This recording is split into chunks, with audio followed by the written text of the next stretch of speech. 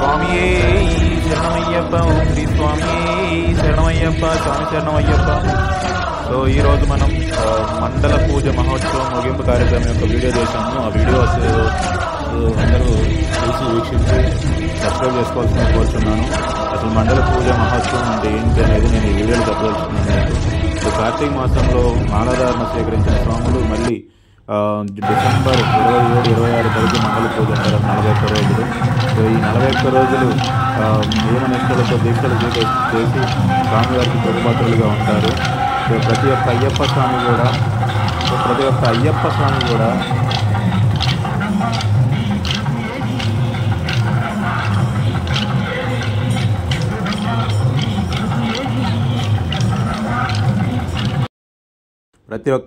స్వామి కూడా ఈ రోజు కోసం ఎదురు చూస్తూ ఉంటారు. ఈరోజు ఈ మండల పూజా మహోత్సవంలో భాగంగా ప్రతి ఒక్కళ్ళు కూడా అయ్యప్ప స్వామిని స్మరించుకుంటారు. ఇందులో భాగంగానే మనకి కేరళ నృత్యాలు కానీ, కేరళ డప్పు వాయిద్యాలు కానీ, తర్వాత మెట్ల పూజ కానీ, అభిషేకాలు గడవ చేస్తూ ఉంటారు అయ్యప్ప స్వామికి. సో ఇంత ముఖ్యంగా మనకి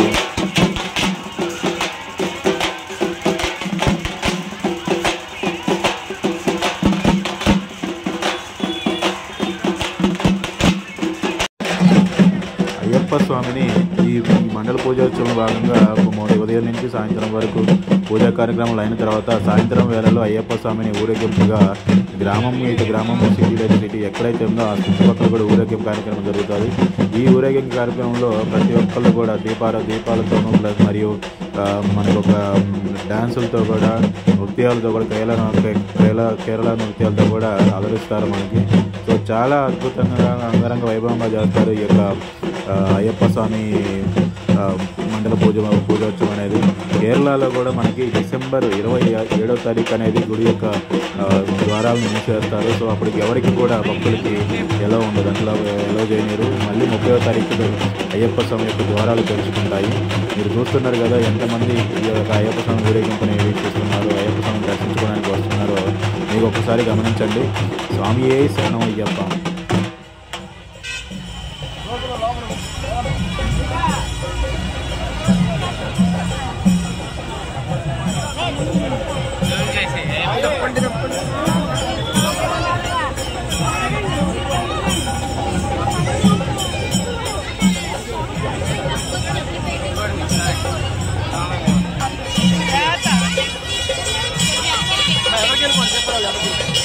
అయ్యప్ప స్వామిని ఊరేగింపు తర్వాత మళ్ళీ మందిరంలో తీసుకొస్తారు.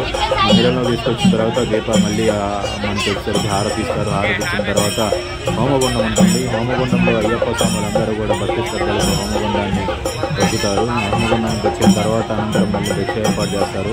సో అయ్యప్ప స్వామి ఊరేగింపుగా మనకు రథం మీద నుంచి వస్తూ ఉన్నారు. ఇక్కడ మనకు వచ్చేసరికి విజయవాడలోని గొల్లపూడి గ్రామంలో చేస్తారు ఈ విధంగా. మరియు ఈ సంవత్సరం హైదరాబాద్లోని KPHP కాలనీ, వివేకానంద నగర్లో కూడా అయ్యప్ప స్వామి ఊరేగింపు జరిగింది. సో మీరు చూస్తున్నది గొల్లపూడిలోని శ్రీధర్మశాస్త్ర అయ్యప్ప స్వామి కొలువై ఉన్నది. సో ఈ గొల్లపూడికి ఎంత ప్రత్యేకత ఏంటంటే కేరళలోని అయ్యప్ప స్వామి ప్రతిష్ఠ తర్వాత రెండోది ఇక్కడ మన ఆంధ్రప్రదేశ్లోని విజయవాడ గొల్లపూడిలో ప్రతిష్ఠ చేశారు. స్వామి విమోచనానంద స్వామివారు, స్వామి వివేకానంద స్వామివారు అయ్యప్ప స్వామి విగ్రహాన్ని ప్రతిష్ఠ చేసుకుంటూ శబరిమలకి వెళ్ళారు అక్కడికి. సో అలాంటిది మనం మొట్టమొదటిసారిగా మనం గొల్లపూడి ధర్మశాస్త్రంలో చేసిన తర్వాత అక్కడ మిగతా అన్ని దేవాలయాల్లో కూడా అయ్యప్ప స్వామిని ప్రతిష్ఠ చేశారు. సో ఇక్కడ ఏంటంటే మన కేరళలో ఉండే ప్రతి ఒక్క పూజ విధానాలు, పూజ కార్యక్రమాలు కేరళ నంబూతిరులు చేత చేయిస్తారు. సో అన్ని దేవస్థానంలో చేయిస్తారు. కానీ ఇక్కడ ప్రత్యేకత ఏంటంటే మన కేరళలో ఎలా జరుగుతుందో ప్రతి నిత్యము సేమ్ అలాగే ఇక్కడ కూడా అయ్యప్ప స్వామి దేవస్థానంలో జరుగుతుంది. సో మీరు చూసినట్టయితే అయ్యప్ప స్వామి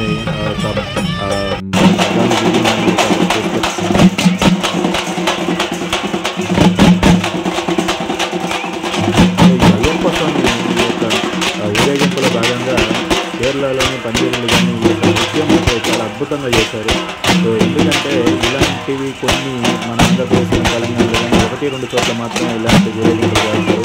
అయితే చిన్న చిన్న దేవస్థానాల్లో చేసేసి ముగింపు కార్యక్రమం పెడతారు.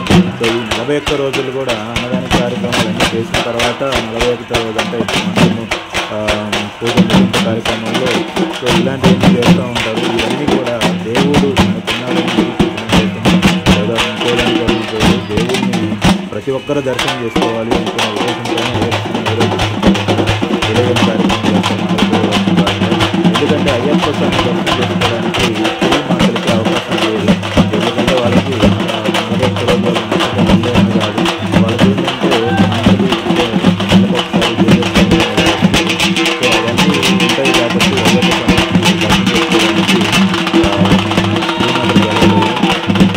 అయ్యప్ప స్వామి అజన్మ బ్రహ్మచారి అంటే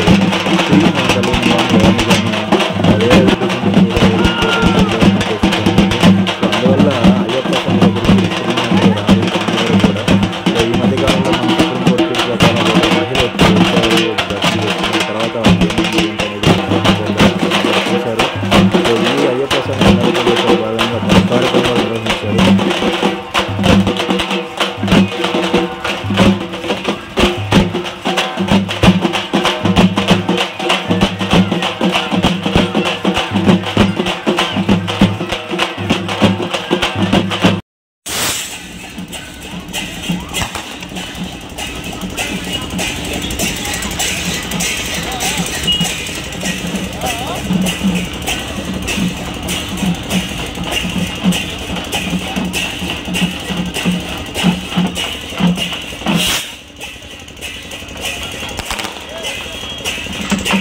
ఈ దీక్షలో ఉండే మహిమ కానీ ఏదైనా సరే, అయ్యప్ప స్వామి అంటే ఒక పద్ధతి అనేది ఉంటుంది మనకు. అయ్యప్ప స్వామి దీక్షలో ఏ దీక్షలో ఉండదు అలాగా. సో ప్రతినిత్యము స్నానం ఆచరించాలి, ప్రతినిత్యము భోజనాలు కూడా ఏకభుక్తాహారం తీసుకుంటారు. సో అందరితో మర్యాదగా ప్రవర్తిస్తుంటారు. సో వాళ్ళకి ఇష్టమైనవన్నీ కూడా చాలా వరకు వదులుకొని అయ్యప్ప స్వామి దీక్షను స్మరించుకుంటూ ఉంటారు. చాలామంది అడిగారు నన్ను ఒక క్వశ్చన్, ఏంటంటే అయ్యప్ప స్వామి దీక్ష జీవితాంతం తీసుకోవచ్చు కదా అంటే, అయ్యప్ప స్వామి దీక్షను జీవితాంతం తీసుకోవడం కుదరదు. ఈ కోలాటాలు చూశారు కదా మీరు, ఈ కోలాటం ఎలా ఉండేదంటే ప్రతి సంవత్సరం కూడా ఈ అయ్యప్ప స్వామి దేవస్థానంలో ఈ కోలాటం జరుగుతూ ఉంటుంది. ఈ కోలాటంలో మనకి శ్రీమాతలు వాళ్ళ యొక్క కోలాట ప్రదర్శన ప్రదర్శిస్తారు. చాలా అద్భుతంగా చేశారు మనం చేసినంత వరకు.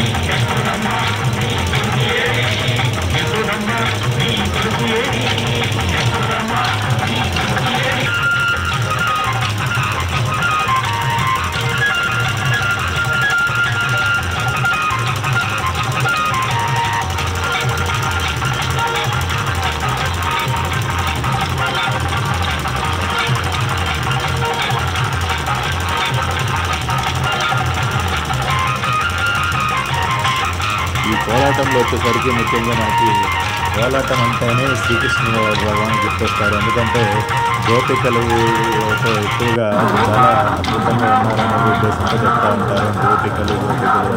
సో అందుకని కోలాటంలో ఎక్కువ కూడా శ్రీకృష్ణ భగవాన్ వారి యొక్క పాట మాత్రమే పెడుతూ ఉంటారు. సో ఎందుకంటే ఇక్కడ గోపికలు మాత్రమే కోలాటం చేస్తూ ఉంటారు అనే ఉద్దేశంతో శ్రీకృష్ణ భగవాన్ ఒకసారి సరిపోతులే స్వామి, స్వాములు అందరూ ఉన్నారు కదా, 100 సార్లు లెక్కినదే కదా. మీరు చూస్తున్నారు కదా, ఇదంతా హోమగుండము, నిప్పులగుండము. ఈ నిప్పులగుండం వచ్చేసరికి ప్రతి ఒక్కరు అయ్యప్ప స్వామి పూజా మహోత్సవం ముగింపు సమయంలో ఈ హోమగుండాన్ని తర్వాత భిక్షాలు వేస్తారు. సో హోమగుండం కూడా కొంచెం తక్కువ వేశారు, ఎందుకంటే ఇది ఏదైనా మళ్ళీ ఇబ్బంది అవుతుందని చెప్పేసి పోలీసు వారి డైరెక్షన్లో జరిగింది ఇదంతా కూడా. సో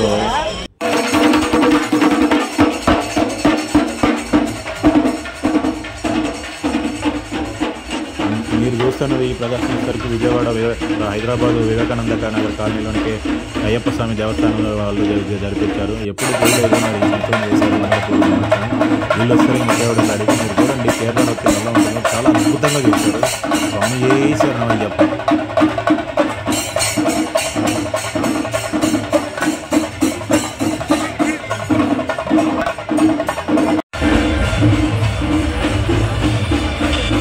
ఇక్కడ కూడా సేమ్ మనకి చేసినట్టుగా కేరళలో చేసినటువంటి ఆ యొక్క వస్త్రాలను కానీ ఆ యొక్క విధానం కానీ ఆ యొక్క డ్యాన్స్ విషయాలు కానీ అన్నీ కూడా చాలా అద్భుతంగా చేశారు ఇక్కడ.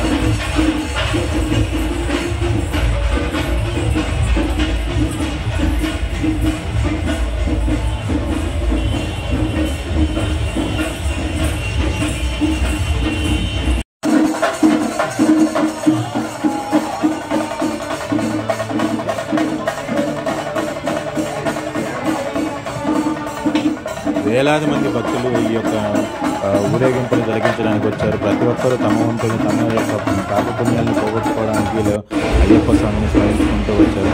చూశారు కదా, ఒకసారి మళ్ళీ చూడండి ఈ నృత్యాన్ని. మీకు ఎలా అనిపించిందో చెప్పండి కామెంట్ రూపంలో.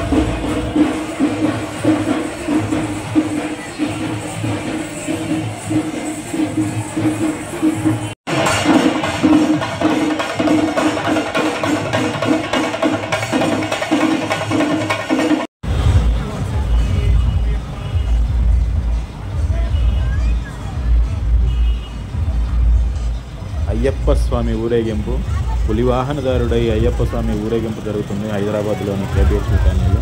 ఒకసారి చూశారు కదా, క్లోజప్లో చూడండి కావాలంటే మీరు. సో గుర్రాల బండి మీద ఊరేగింపు చేస్తున్నారు. అయ్యప్ప స్వామి పులివాహనదారుడై అందరినీ దీవించడానికి బయలుదేరి వచ్చారు. సో మీరు ఒకసారి చూస్తే ప్రతి ఒక్కటి కూడా చాలా అద్భుతంగా చాలా అద్భుతంగా జరిగింది. స్వామియే శరణం అయ్యప్ప. తర్వాత ఇదంతా అయిపోయిన తర్వాత, ఊరేగింపు అయిపోయిన తర్వాత రోజు అభిషేకం, పోలాభిషేకం చేశారు రాత్రికి స్వామివారికి, అయ్యప్ప స్వామి వారికి. ఆ పోలాభిషేకం కూడా చూస్తే నాకు తెలిసి ఒక లారీ రెండు లారీలు పూలు తీసుకొచ్చి చేసినట్టు అనిపించింది. అంత అద్భుతంగా చేశారు. స్వామియే శరణం.